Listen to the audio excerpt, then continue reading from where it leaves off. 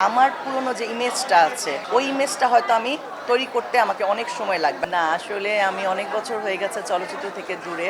আমার খুব একটা ইচ্ছে নেই অভিনয় করার আর।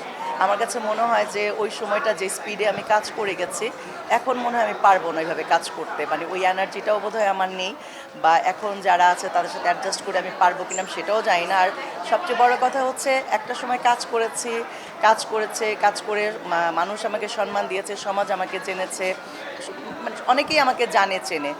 এখন আমি বিয়ে করেছি, আমার সংসার হয়েছে, আমার দুটো বাচ্চা আছে, আমার একটা ছেলে একটা মেয়ে। আমার ছেলেটা গ্রেড 6-এ পড়ে, মেয়েটা গ্রেড 5-এ পড়ে।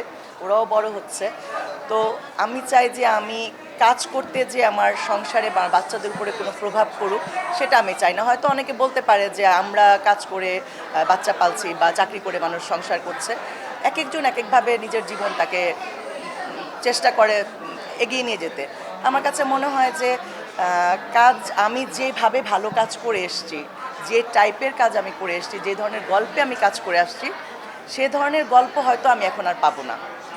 বা আমি টিনেজার নায়িকা হিসেবে কাজ করে আসছি, এখন হয়তো করতে গেলে আমাকে ভাবি করতে হবে, মা করতে হবে। আমার পুরনো যে ইমেজটা আছে, মানুষ আমাকে যেভাবে চেনে জানে, ওই ইমেজটা হয়তো আমি তৈরি করতে আমাকে অনেক সময় লাগবে, আর সেই সময়টা হয়তো আমি দিতে পারবো না চলচ্চিত্রে, কারণ আমার বাচ্চাদের পিছনে অনেক সময় দিতে হয় আমাকে। যার কারণে আমার খুব একটা ইচ্ছা নাই। তারপর ডেস্টিনি, আল্লাহ যদি কোনো দিন, আমি জানি না যে আবার কখন অভিনয়ে আমি ফিরে আসবো কিনা। ভাগ্যে থাকলে হয়তো, মানুষ আসলে ভবিষ্যৎটা বলতে পারে না কখন কি হবে না হবে। আমি এখন বলছি হয়তো আমি চাচ্ছি না, আমি চাই না, বা আমার সময় নাই। একটা সময় হয়তো হতে পারে আমার অফুরন্ত সময়, তখন হয়তো আমি কাজ করতেও পারি।